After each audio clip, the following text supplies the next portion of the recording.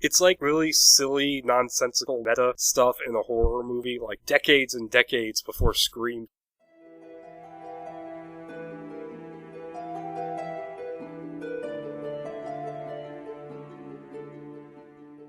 Alright everybody, hello and welcome to episode 11 of the Screenplay Archaeology podcast. I am your host KiramidHead, and tonight I'm recording another solo episode because even though I'm planning episodes a little bit further ahead of time, last month's episode took quite a bit longer to record than I really intended. It kept building and building, and things kept getting in the way, and so it really didn't get recorded until near the end of the month, but I am working on making sure stuff like that doesn't happen again.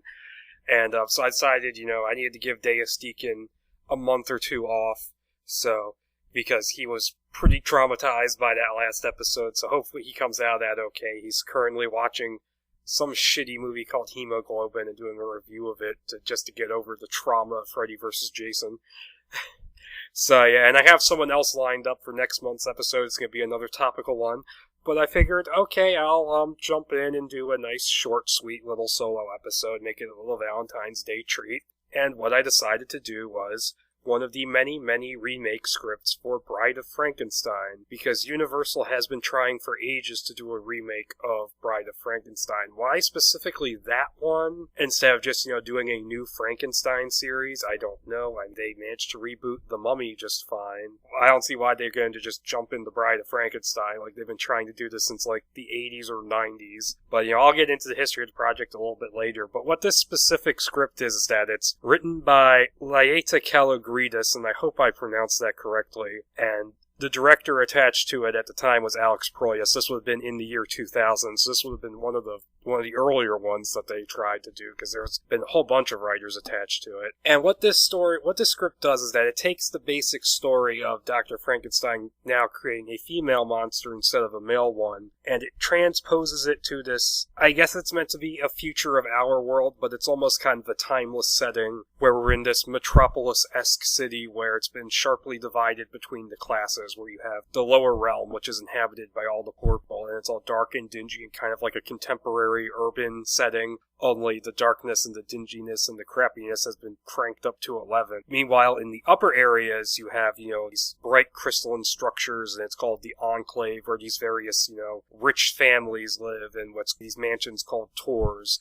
And two of the most prominent families here are Pretorius and Frankenstein. And Lily Pretorius, who is the only child of the Pretorius family, is engaged to be married to Victor Frankenstein. And they're both scientists in their own right, and she's helping him with his experiments in nanobots, but she's having something of an affair with this cop from the lower world called Ben Morin, who's investigating this case of people who have been killed for their organs, and there's some evidence that there might be nanomachines involved, and so he's questioning scientists who are involved in this in the Enclave, and he's pissing people off from the upper world who don't want the lower world to interfere.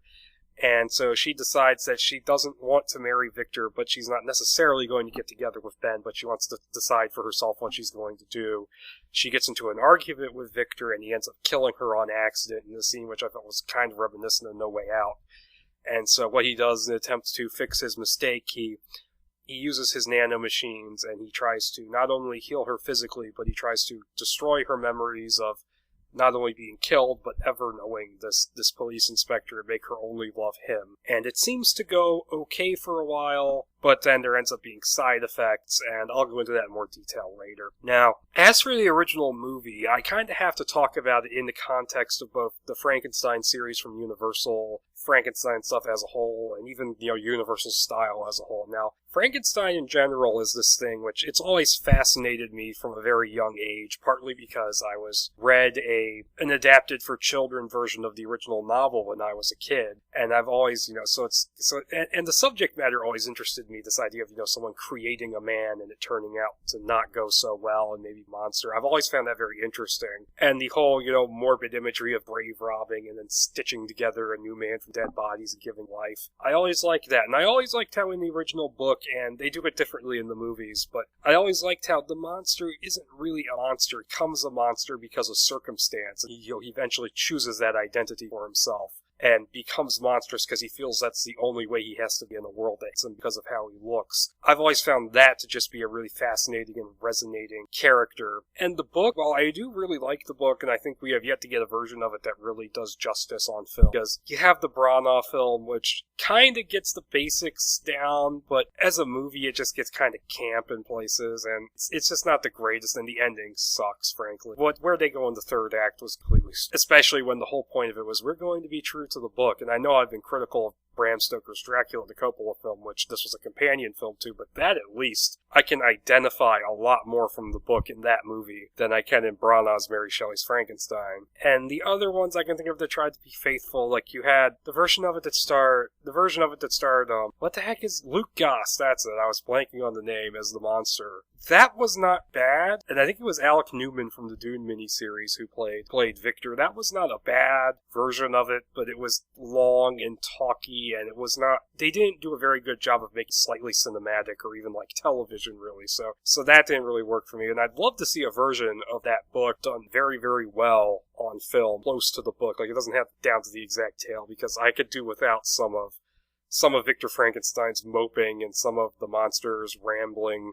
philosophizing, because that gets a little much. The two characters are basically like early versions of the emo sense, in that they tend to be very self-pitying and very like, oh, why does this happen to me? Like, especially Victor Frankenstein, because for the first half of the book, he's like really sad and depressed over everything. Even stuff that really isn't that bad, really. Like, you'll have scenes where he just like, even though nothing bad is happening at the moment, he'll like go out on a boat and just sit in the lake and like feel sorry for himself for an entire day. I'm like, dude, get over yourself. And the monster, while he does have perfectly good reasoning for being as angry and emotional as he is, he can get a little wordy at times, to the point where it's like, dude, you don't sound like a smart guy, you sound like a poser. So they could tone that down, certainly, for like a faithful movie adaptation. But that being said, moving on into the, just Frankenstein in general, like I say, I love the concept, I love the imagery. One thing I find really interesting, though, is that we've been so kind of, conditioned to think of Frankenstein in a certain way that even when we read book, we sort of read in the details. We fill in the details with our minds that aren't really there in the book. Like, for example, in the book, you're not really told how he makes the monster's body. He says that he digs open graves and studies corpses to learn about anatomy and stuff, and that's how he learns how to create it. But he doesn't say he makes it out of dead bodies, and then doesn't say how he makes it. It's kept very ambiguous, and Frankenstein says in the book that, because he's telling the story to the guy on the ship, Arctic, he's saying he's purposely keeping it ambiguous so no one can follow in his footsteps. But you're left to wonder, just how did he make this monster? But because we're so ingrained with the whole electricity thing and the whole stitching it together from dead bodies, we really don't think about, what is he really doing in the book. And I find that interesting. I feel like if they wanted to make a new Frankenstein that sort of broke from the mold and got away from, the traditional imagery in a sense, I think that could be a good way to, think about, how could he make the body? Maybe he, grows it somehow. Maybe that's one thing I do like about the Randy Quaid version, is that they came up with a rather interesting way for him to make the monster, where he, it's like a matter replicator, and he uses himself as the template, and then they're, bound together in this weird psychic thing, which I'm not quite sure I like, but Randy Quaid was actually really good in that movie, by the way. So yeah, you have that, and to move on into the Universal movies. Damn, they're not the most faithful adaptation of the book at all, but goddamn, I just love these movies, especially the first three, because after that's when it starts getting really, really stupid. Like, the first original Frankenstein directed by James Whale it's an incredible movie. It's only about 75 minutes long, but it tells a distinct enough narrative, and it has this great atmosphere and mood to it, with just the gothic feel, and that opening scene in the cemetery with all those creepy looking tombstones, and the statue of the Grim Reaper. And then when Frankenstein and Fritz, they go and get the body hanging from the gibbet, and I don't know why they were surprised that the neck was broken when it was a guy who was hanged, but I mean, there's just something even now, there's something just a little bit gruesome and nasty about it. And Karloff in that movie just does a great job of playing someone who has no idea what's going on around him, just completely new to the world and has no clue what to make of it. And he only has these few experiences to go on, and of course that hardens and makes it more monstrous. But you have his tender moments, like the scene with the little girl that ends in tragedy and stuff. And you really do get just a sense of innocence from this character that I love. And when he gets violent on purpose towards Frankenstein near the end, like, you can't really blame him all that much. And the makeup is fantastic. There's no more to say about that. It's iconic for a reason. It just looks brilliant. And Colin Clive as Henry Frankenstein, which I've always thought that was a pointless name change. He makes the character who could be a completely unlikable jackass and makes him strangely sympathetic and likable, because you buy that he believes he's doing a good thing by creating this monster. You buy that, he wants to help the world and stuff, and that he has the best of intentions. He just lets his ambitions get the better of him, leads to problems.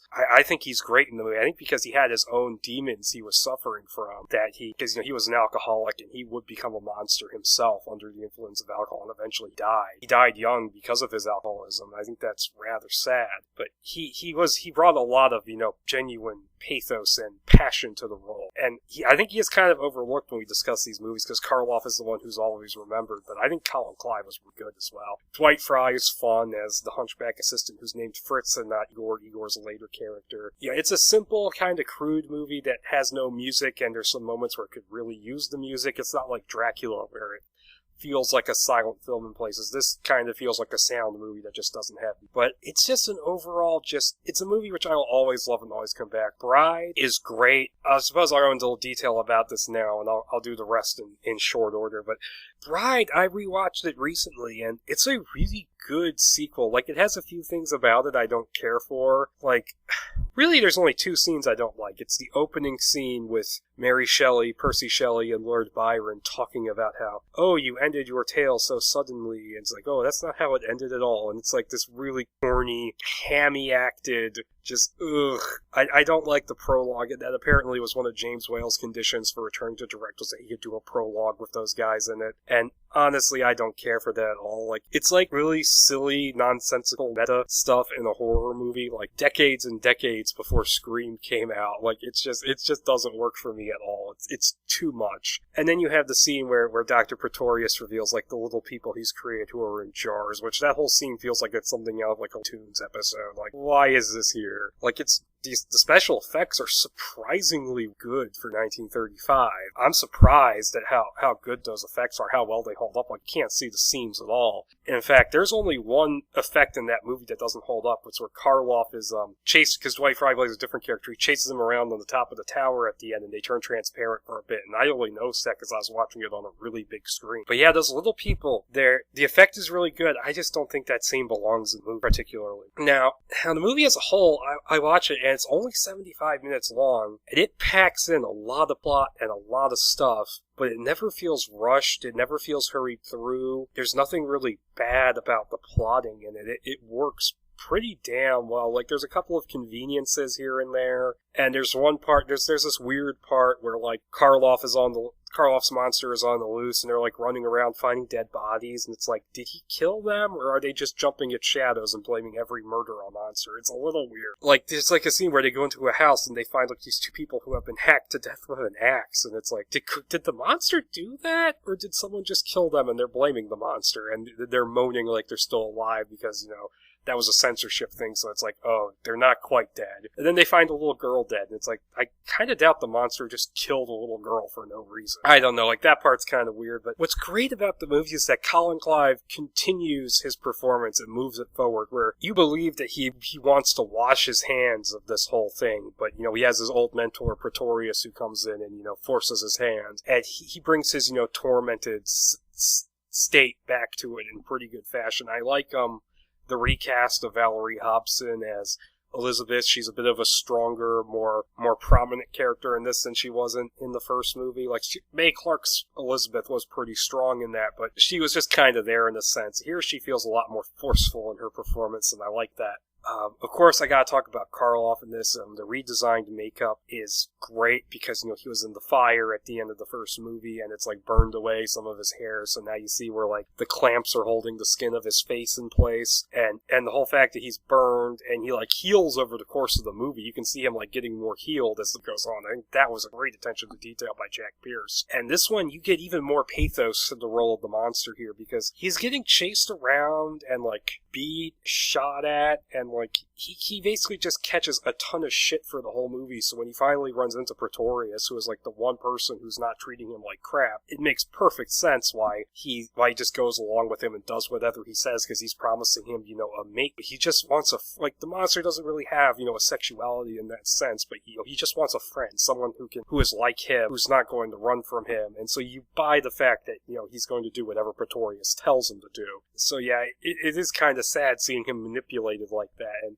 one scene which just brings the tears every time, though, is where he's hiding in the woods from the people who are chasing him down, and comes in the blind man's hut, and they have this tender moment, because this guy's been alone for a very long time, and it's like, you cannot speak and I cannot see, and then he starts crying, and it's like, I know that, like, a lot of people have a hard time watching it and taking it seriously because of Young Frankenstein and Mel Brooks and Gene Hackman, but I don't know. I mean, this it helps that I saw this movie before I saw Young Frankenstein, so the emotional aspect of it still really works. And the rest of it is pretty funny, because when the blind guy's teaching the monster how to talk, he's giving him, like, cigars and stuff, and having him drink wine and smoke, and showing him music. It's still a very funny scene, but it's not, complete slapstick, but it is still a very funny scene. And I do like the fact that the movie has a great sense of humor to it, where like, you'll have characters like you have Una O'Connor as Minnie the maid, who's always shrieking whenever something happens, and she's hilarious. I love her at pretty much everything.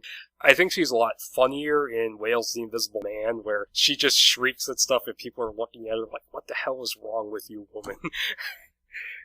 But she is very funny in that, and I like how, the Burgomaster in this is just this completely full of himself politician who's like, they lock the monster up in a jail cell, and he's like, just an escaped lunatic, quite harmless, and right after he says that, the monster breaks out and starts running around in the streets. Like, that's a pretty funny bit of, maybe political commentary there. And I also love how you have, the two grave robbers who are working for Dr. Pretorius, who are like, one of them's Dwight Fry and one of them's another guy, and they're apparently, like, wanted murderers, and they don't, this is like the only work they can get, and Pretorius is like blackmailing them, saying he'll turn them in, and they don't like the fact that they're doing grave robbing, and then they're leaving the tomb, and they're like, if it goes much more like this, I say we give ourselves up and let them hang us. That goes for me too. This is no life for a murderer. That's just hilarious to me. And you have bits like that throughout the movie that are kind of funny. And it's an example where mixing in the comedy with the horror actually works, because it works as a serious piece. It just has a little bit of comic relief sprinkled in here and there, and I actually quite enjoy that. Now, and I love, the look of the bride. Like, it's a classic iconic look for a reason. I love how it's based on the Nefertiti bust, the Queen of Egypt, who had that weird hat on, and they made her hair look like that. And Elsa Lanchester gives also a very good performance in that, and that it's a little bit different from what Karloff does, whereas Karloff was played a little bit like a child. She's played a little bit differently. She plays it a little more animalistic, where she's like, her head's kind of darting around. She kind of acts like a bird a little bit, and she does, the swan hiss. She's only in the movie for like 5 minutes, which is kind of unfortunate, but she is very good. And of course I have to talk about Dr. Pretorius, Ernest Thesiger, who is camping the shit out of his performance, but he's somehow still kind of menacing and kind of awesome. Like, when he's making, like, veiled threats, he's like, because when Frankenstein first tries to refuse to work with him, he says, I wonder, are technically responsible for all those murders, which is pretty funny. And then there's a bit where he says, follow the way of nature or of God if you like your Bible stories. He's just a funny guy, and like, when he goes, oh crap, he goes like, have some gin, it's my oldest. Or he goes to the monster, would you like a cigar? They're my only. So the guy's completely full of shit, but he makes for a good bad guy because he actually provides a certain amount of a threat because he has the monster working as his muscle. I just love that performance. He's awesome. And the movie as a whole is really, really good. And it's one of the most consistently praised of the Universal monster movies. Like, I believe it's got the 100% on Rotten Tomatoes, and it's one of those sequels that are considered better than the original. And I can see why people say that, but just for me personally, I prefer the original movie. That it's just a personal preference thing. Now, to go a little bit quicker through the rest of the movie, so, I don't spend the entire episode talking about the original Universal series. I quite like the third movie, Son of Frankenstein. I think it's an underrated film. It has an even more gothic and expressionist look to it, with just the weird architecture and stuff. I like Basil Rathbone as the son of Frankenstein. I think he does a tremendous job playing a character who wants to, just rediscover the family legacy. Karloff's really good, even if he has a reduced role in it. And you have Bela Lugosi as Igor, who's the body snatcher who was hanged, and he has like a twisted, almost broken neck. He's like walking all funny. He's using the monster as like his revenge tool.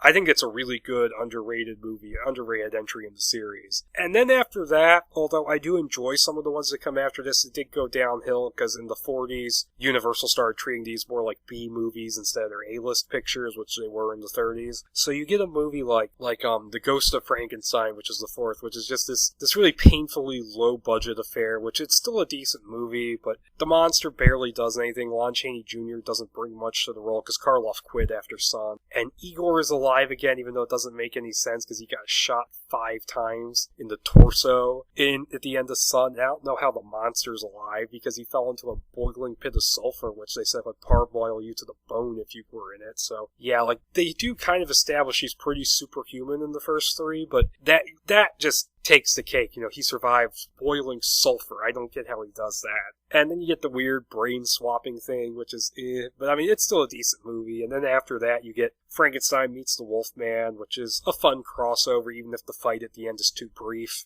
And I really didn't need the musical number that randomly comes into it halfway through. And then after this is when they started doing the cheapo monster rally pictures. They're like, oh, if we have 3 or 4 monsters in the movie, we can make more money, but we're not going to give them any screen time together. Like House of Frankenstein. People seem to like that movie, but I think it's kind of boring. I don't like the love triangle between the Wolfman, the Gypsy Girl, and the Hunchback. I think that's boring. Karloff is okay as the mad scientist, but it's more brain-swapping crap. And then you get into, and once again, the monsters don't share any screen time, and the Frankenstein monster barely does anything. Just doesn't get animated until the end of the movie, and he just kind of, carries Karloff off into a quicksand pit, and then they die. That's it. And then, okay, House of Dracula has some of the same problems, like a little bit better, but once again, Frankenstein monster, who's my favorite Universal monster, does nothing in the movie. Lays on the operating table the whole time, and he gets up for like 2 minutes at the end, and most of it's stock footage, which is just stupid. Honestly, the best of these crossovers is probably Abbott and Costello meets Frankenstein. That's a spoof. That is a spoof where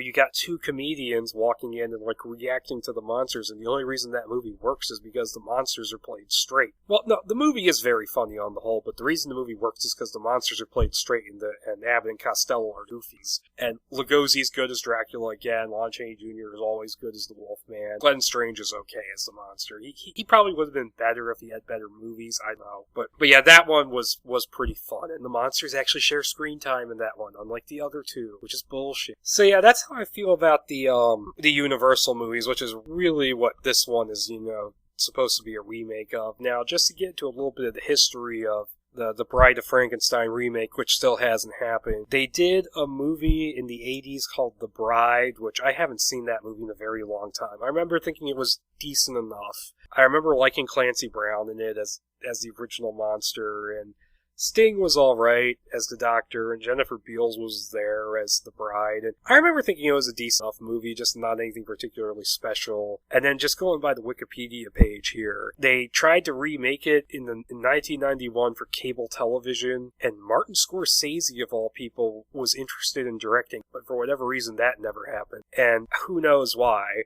Who knows why. And then, in the early 2000s, they did this version I'm going to talk about, but they also did one by these 2 guys called this couple called Berman and Pulcini, whom I'm not familiar with any of these things they're credited with. Like, I've heard of the Nanny Diaries, and American Splendor was apparently award-winning, but I know nothing about it. What is this? They directed it as well as writing it, huh? Oh, it stars Paul Giamatti. Okay, that might now, and also, there's a guy called Jacob Estes who was involved with writing it and maybe directing it. And the only thing of his on his filmography that's at all familiar is that he apparently helped write the new movie in the Ring series called Rings, which I don't give a shit because the Ring 2 was a piece of shit, and it's probably not going to follow books or the original movies in any way, so who cares? And, oh, it stars Leonard from The Big Bang Theory, so what?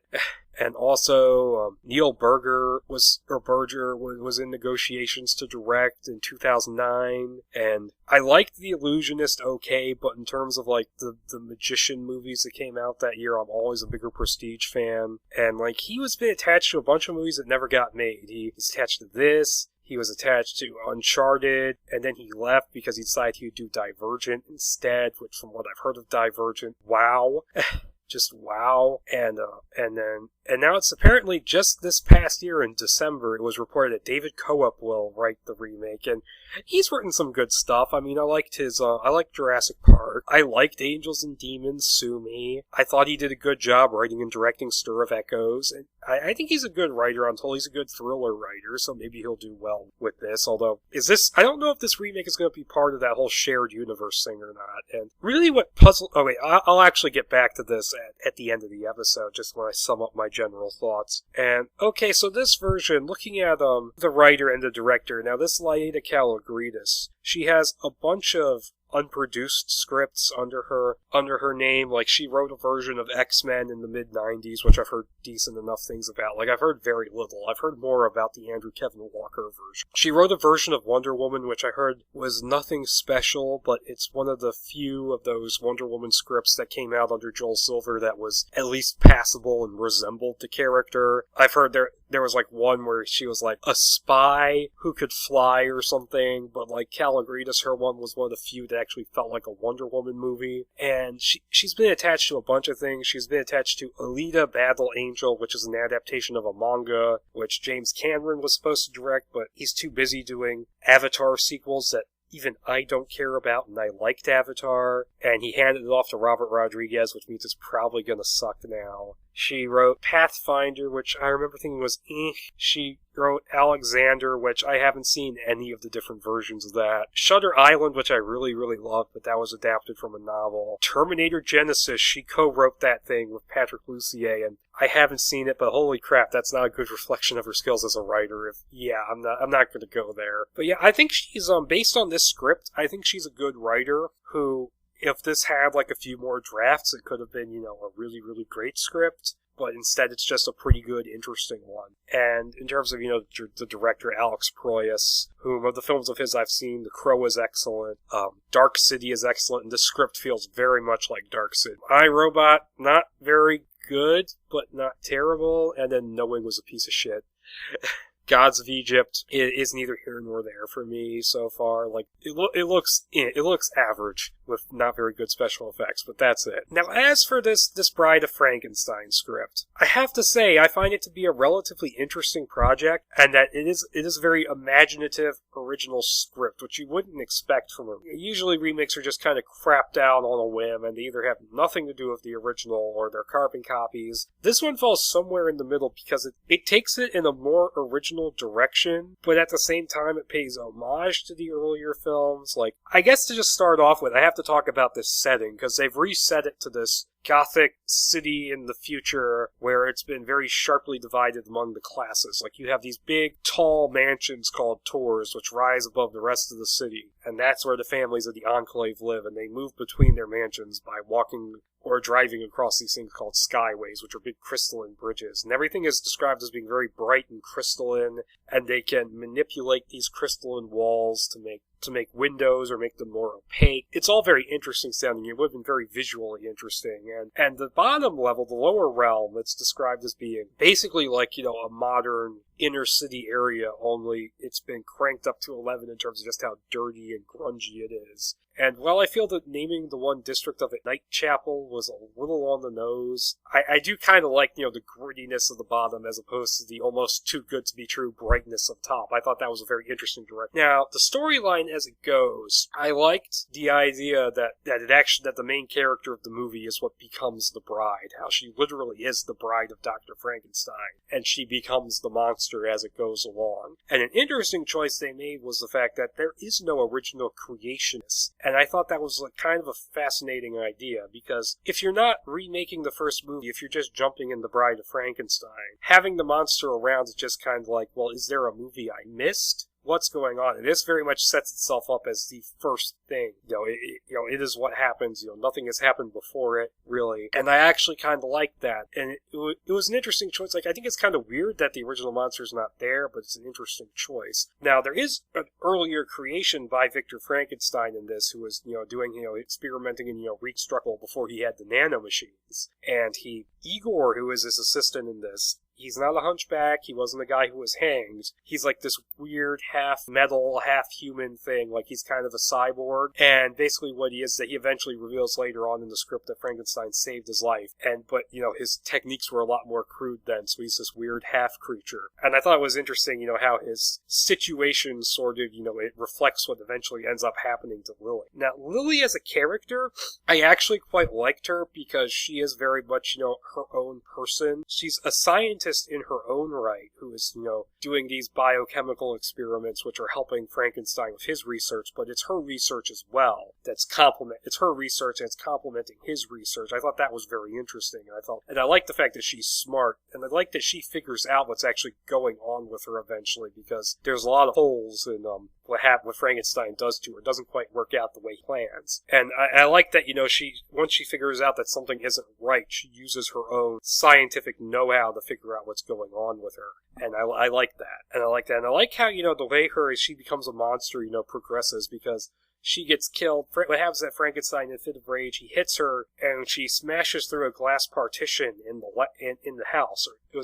I forget if it was in the lab or just somewhere else in the house. And the glass ends up piercing her heart because, she's just unlucky like that. And so what he does is that she's clinically dead for a while, and then he injects her full of his nanomachines. And then, he heals her wounds and stuff, and that works perfectly. And then he goes to, fix her brain, and he also, tries to erase her memories. And of course, and make her love him and only him, which that's actually it's kind of fucked up when you're reading it, and this causes problems because he doesn't quite erase the memories perfectly, so she'll have these weird dreams where she dreams about herself looking at her body laying on a table in the ruined church that's being restrained by like barbed wire or something, the way she was strapped down to the operating table, and of course that's happening, and that's screwing her up, and she gets a little bit more, and there's a hint that she has something wrong with her, because you see like the nanomachines kind of bulge out from under her skin briefly as a hint that something's not quite right. But then she'll get injured as it goes on, and like the nanomachines will heal her.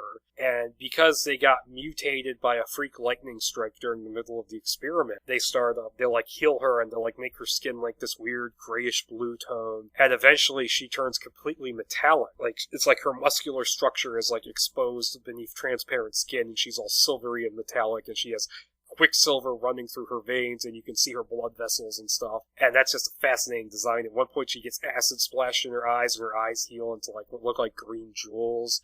It's this fascinating design to think about. And I like the idea that mentally she's not quite sound as well, and that she actually reacts to things, and she actually hurts people and kills people because of her reactions. Now, the reasoning behind that I'm not quite as fond of, because the reasoning for it is that there was brain damage, and the nanos couldn't heal the brain damage, so now, like, she can't control her impulses, which I felt was kind of a cop-out. I felt like what really should have gone down was that she can't control her impulses because she's been driven insane by what Victor did to her mind. I thought that would have been a lot more interesting. Now, as she turns into the monster, she gets into some pretty badass action scenes. Like, you find out that, there's a serial killer going around stealing people's organs, and, her lover is investigating this. And she ends up running into the guy, and she ends up just slaughtering him and his assistants. And she's horrified by what she's done, but at the same time she feels kind of vindicated. But she also enjoyed it.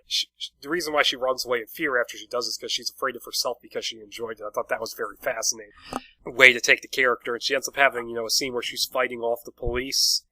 And you have that, and then she has scenes where she's fighting Victor Frankenstein's sentries who are guarding his house, and those are all really cool. Like, there's a bit where she kills a guy with a laser scalpel, and then takes his rifle and kills all the other sentries in the room. That was pretty badass, and it was pretty cool and all. And just some really cool shit in there, where she manages to take control of what's known as a police air cruiser, and then she flies it back to Tor Pretorius, to Tor Frankenstein. And that was actually pretty bad. That was pretty badass. She gets some pretty badass action sequences. throughout the script. Now, in terms of characters, Victor Frankenstein, I like how he starts off as a guy who doesn't seem too terribly evil. He's just really driven and believes in his scientific projects that he's working on. However, by the end of the script, he just comes off as way too much of a douchebag, and I feel like that's the influence of the Hammer films working its way into this, because the Hammer films really introduced the movies where Baron Frankenstein is the villain, and he's the asshole of the movie, and he is a bad guy.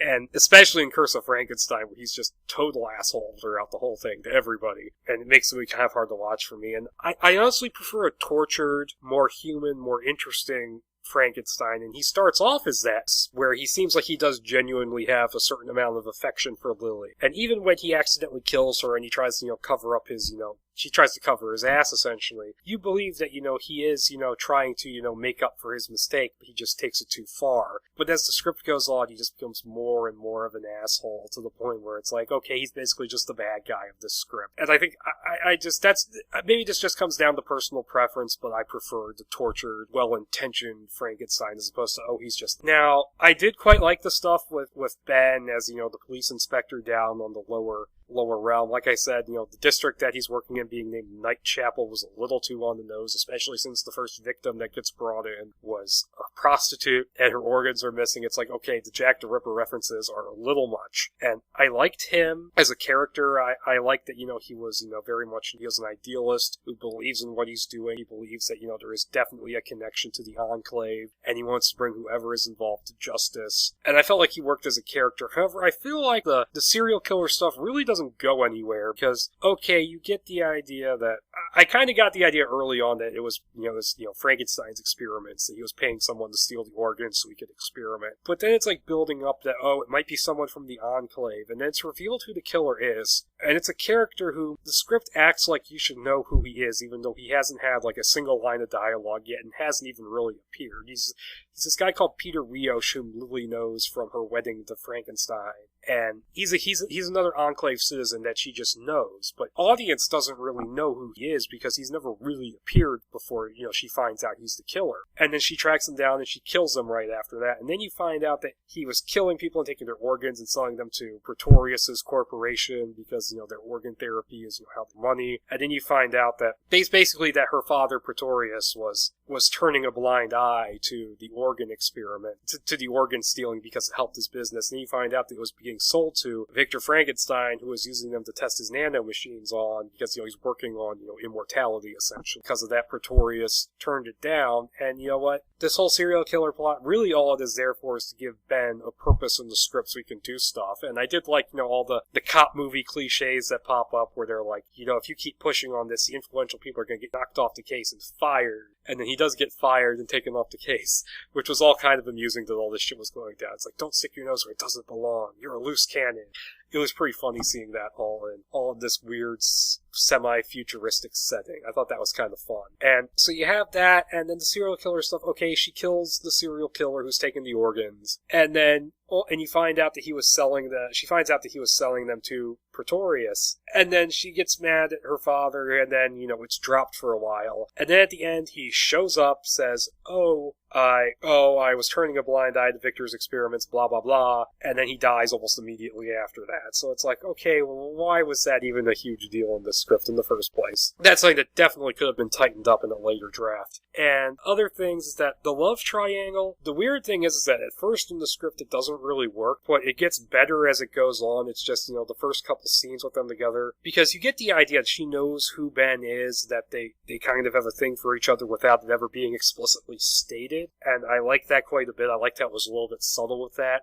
But then, 2-3 scenes later, she goes down to the lower realm, and she goes and meets him in an abandoned church, and they have this big, passionate makeout scene, which doesn't work because you have no idea how these two met each other, how they got together.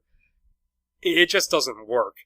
And what's weird about that is that first scene with them together like that doesn't work, but they have at least 2 passionate romantic scenes later on, which work very well, and you can just feel the chemistry of characters. And it's a shame that their first scene together doesn't really work. It's really sudden and kind of jarring, but I guess by the time you get to that point in the script where it does work, that, it doesn't really matter, used to them being an item. I don't know.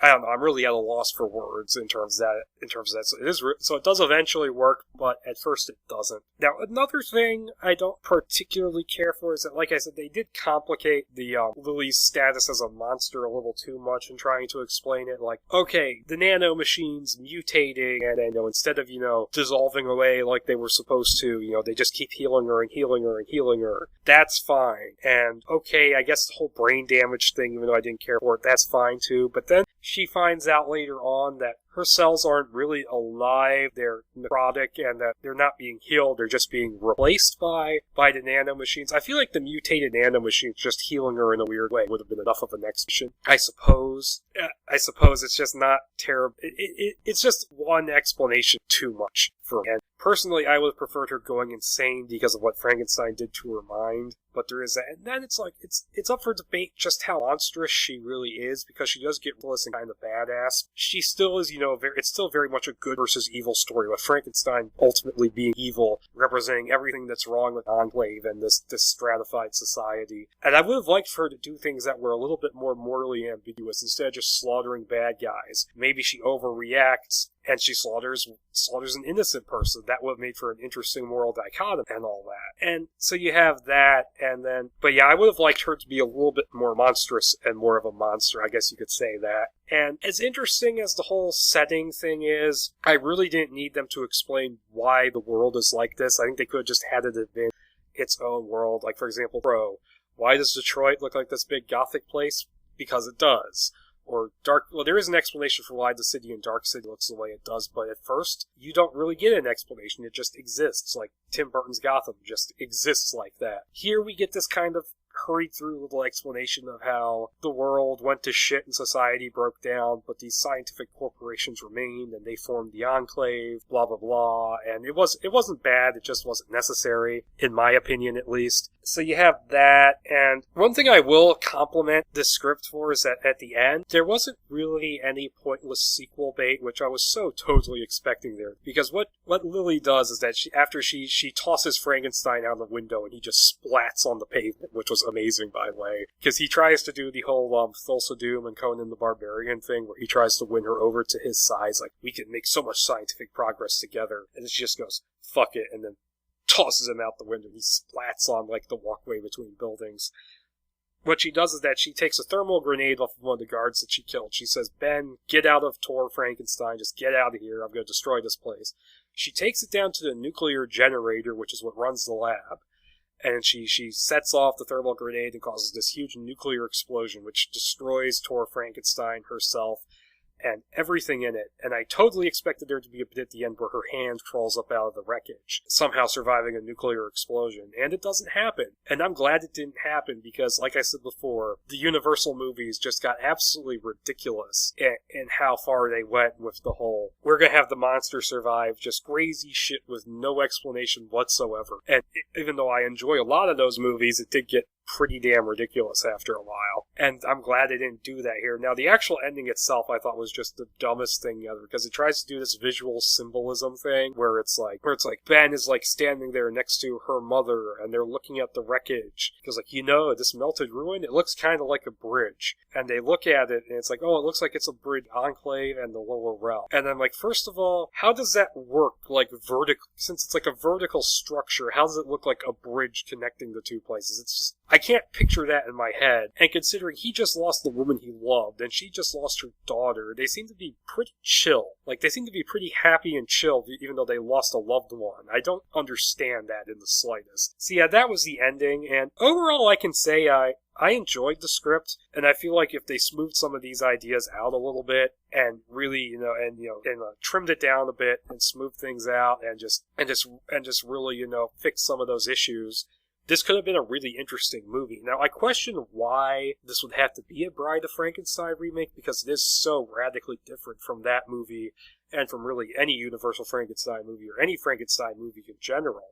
But it does work as a Frankenstein movie, because it is about, the abuse of science and such. But I would prefer maybe a little bit more of a horror bent than an action bent. But overall, I feel like this could have worked out as a pretty good movie. Like for example, and I can make a guess as to why this never got made, though, because For one thing, Alex Proyas seems to have a problem getting interesting projects made. Like, his Paradise Lost movie got killed because of budget, and I'm guessing this got killed because of budget as well. Like, this would have been too expensive for Imagine Studios and Universal to make. That's my guess. It would have just been budget. This is too weird and too far from Bride of Frankenstein for this to be our big remake of it. I totally get why the studio would feel that way, but it still would have been interesting to see how this would have turned out. And, okay, as a Bride of Frankenstein, it's interesting. Now, one thing I'm questioning about where they're going with it now is that it's probably going to be part of the whole Universal Studios Monsters shared universe, which, first off, they seem to be just approaching it the way we thought Warner Brothers was approaching their DC universe before, they announced this whole slate of movies and actually started filming a whole bunch of them. They were just, throwing out random ideas because for a while, because they announced the idea and then they're like, okay, we're going to start with the Mummy. But then the Universal executives were wishy-washy about whether Dracula Untold was going to be part of it, to the point where they reshot the ending to make it possibly fit in, but then they're still talking about the Mummy reboot like it's going to be the first one. And then the Mummy reboot is doing weird things where, okay, I like Tom Cruise and I like Sofia Boutella, but if you're not going to include at least one of the Universal Mummy characters in it, why make it a reboot of that movie? Why make it, the Mummy that's going to represent that series in the Universal Monster franchise? I don't get that at all. And I don't get, they're saying weird things about the Wolfman, like okay, Aaron Guzikowski, who wrote Prisoners, is producing, and okay, that actually sounds really cool, because I love Prisoners. I think making a psychological thriller out of Wolfman is really cool. But then just talk about how they're adapting some other novel into making that into the Wolfman, about a werewolf who's a spy during World War II. That's a rumor right now, but it still fills me with doubt. And then, okay, Bride of Frankenstein, we're hiring a writer for that, but we're not going to do just a Frankenstein. I don't understand that. The Frankenstein monster, the Karloff version, he is the iconic Frankenstein character. He is the one who is he's on every picture involving the Universal Monsters, usually in the forefront, like on those old VHS tapes. You had them all standing together. The Frankenstein monster was at the head of those monsters. I don't know why they want to just jump in the Bride of Frankenstein, unless, it's because they definitely for sure own the copyright to that title, so they just want to start there. I don't know. It doesn't make any sense to me. And I'll still give whatever movies they come out with a shot, because I love the Universal Monsters, and I always want to give them a chance, but it seems like they're just sort of throwing shit at the wall and seeing what sticks at this point, especially the way they tried to throw in Dracula Untold, but then backpedaled on it. I don't know. Now, final thoughts on the whole, I think a Bride of Frankenstein remake could work. I think this version could have worked as its own thing, but honestly, we really I don't see the need to do a Bride of Frankenstein remake without doing Frankenstein, but that's just me. I'm perfectly fine with this version of the movie not existing, but it still would have been interesting. So, yeah, guys, that was episode 11 of Screenplay Archaeology. I hope you liked it. I hope you found it interesting, and as usual, check out the links to the Facebook, Tumblr, and Twitter. They'll be below, and email address will be below as well, screenplayarchaeology@outlook.com, all lowercase. And so send in any questions, comments, or concerns. I will try and answer them for you in any way I can. And until next time, guys, when hopefully I'll have someone else on a different script, it'll be a little bit longer of an episode. Until next time, bye.